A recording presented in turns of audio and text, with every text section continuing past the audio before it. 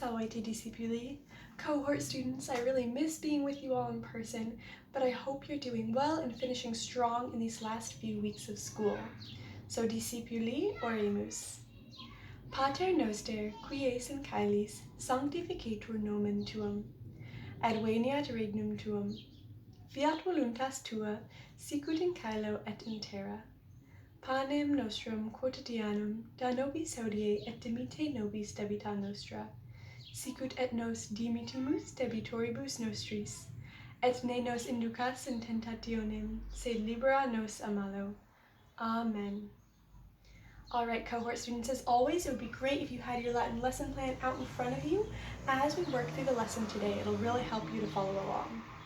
So our first section, we have vocabulary review. And we have some vocabulary that we've known for a while, but we're just reviewing because it'll come up in our translation today.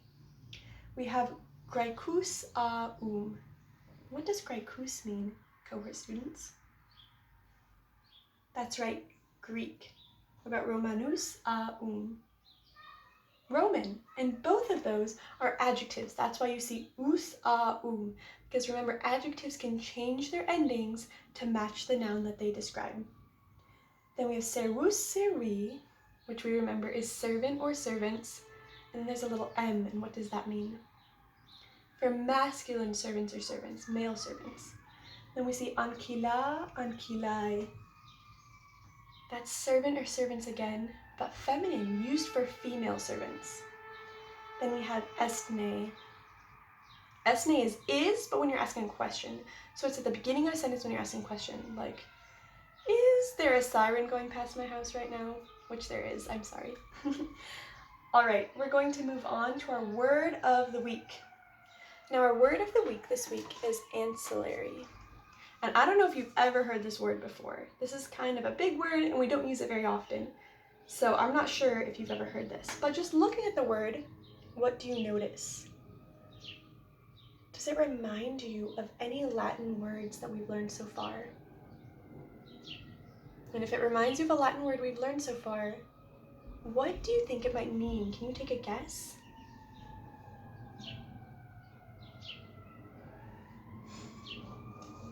So ancillary means that something that is providing necessary support to the activities of an organization.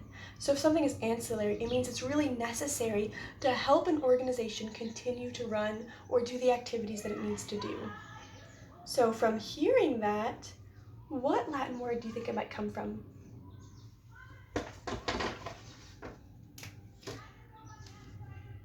That's right, it comes from ankila, meaning what?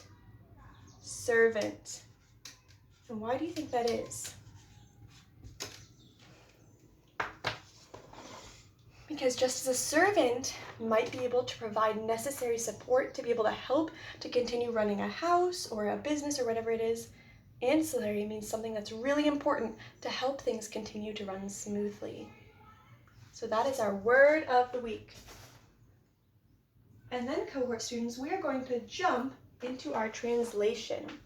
So you'll see we have a Grammatica Latina section, and I just want you to fill in the table with singular and plural genitive endings.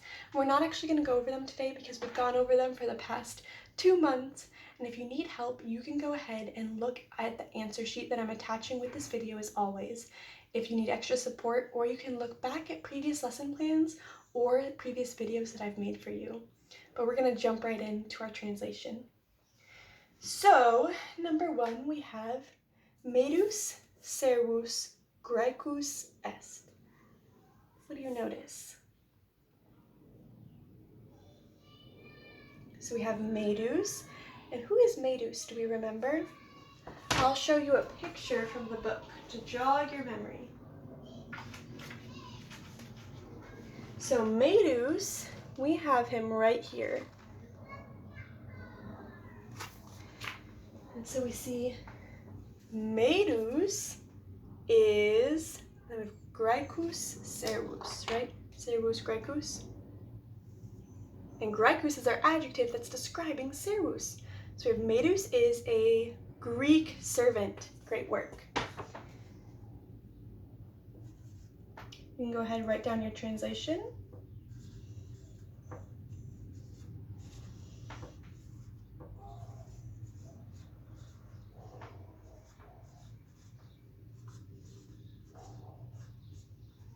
All right, we have Medus is a Greek servant.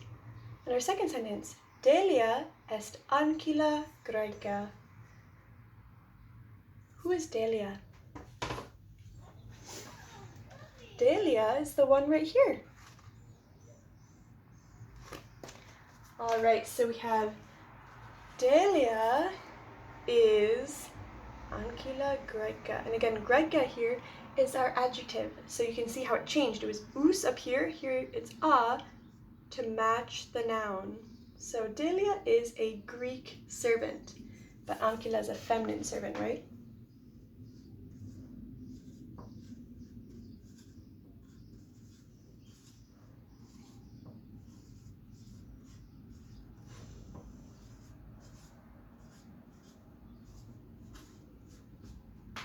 Okay, we have Delia is a Greek servant.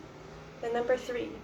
In familia Julii sunt multi servi Graeci multaeque ancillae Graecae. Now this is a long sentence, so just take a minute. Cohort students, what do you notice? What do you notice about this sentence? Okay, we have in familia, the family, Julii. What does this ending tell us? What have we been talking about the last few weeks, cohort students? In the family of Julius, right? We have sunt. It can mean are, but it can also mean there are.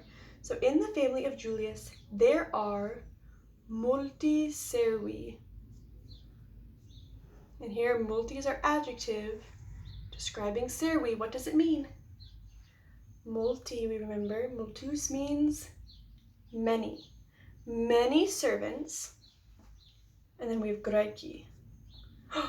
So actually here we have 2 adjectives describing one noun.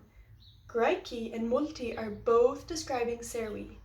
So they all match, all 3 of them. So we have many Greek servants. So we'll start with just that part. In the family of Julius, there are many Greek servants. Write that part down.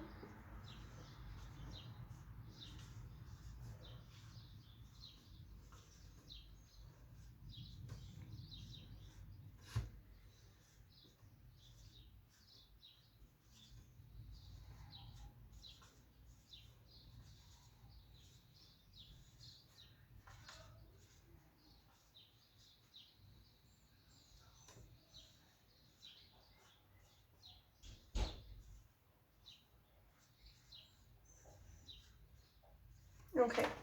In the family of Julius, there are many Greek servants, and then we have multaeque. What did we learn about this? When we add que to the ending of a word, what does that mean?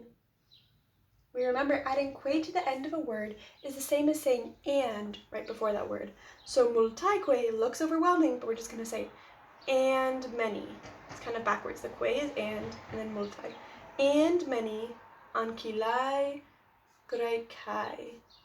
And many Greek servants. Well, Greek female servants, right? That's what ancillae means. So in the family of Julius, there are many Greek male servants and many Greek female servants. You don't have to write the male and female, but that's why, otherwise it sounds repetitive, right? If you say, in the family of Julius, there are many Greek servants and many Greek servants, just remember that you're talking about the male servants and then the female servants.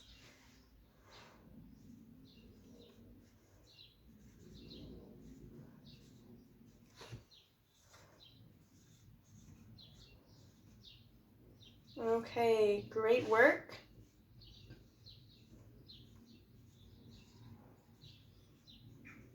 Sorry, it's getting kind of small down here. Here we go for number 3.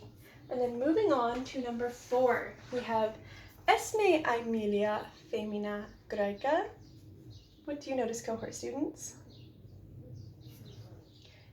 Esne at the beginning of a sentence means is Is Aemilia Graeca femina Graeca, a Greek woman? Is Aemilia a Greek woman?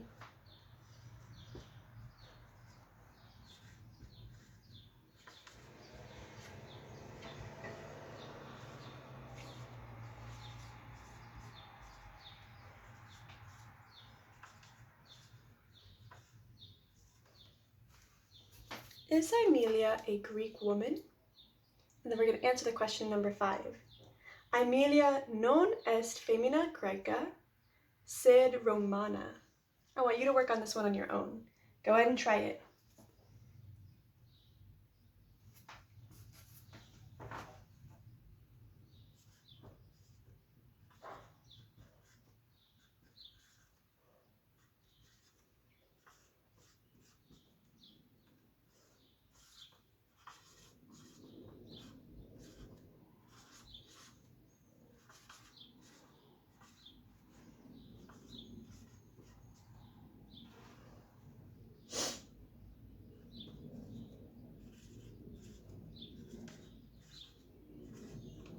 Okay, are you ready, cohort students? What did you get?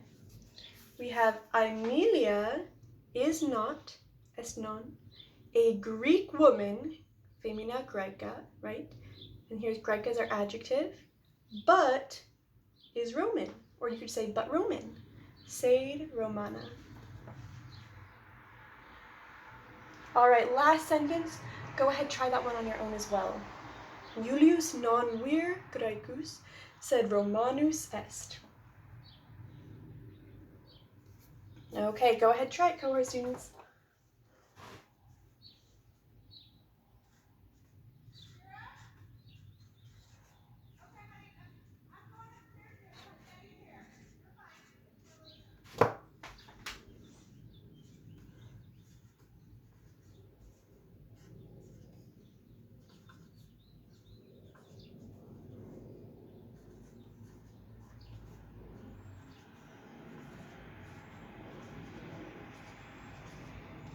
Okay, are you ready? Our last sentence. We have Julius is not a Greek man, Julius non vir Graecus, but is Roman, sed Romanus est. Great work today, cohort students, and as always, until next time, valete discipuli.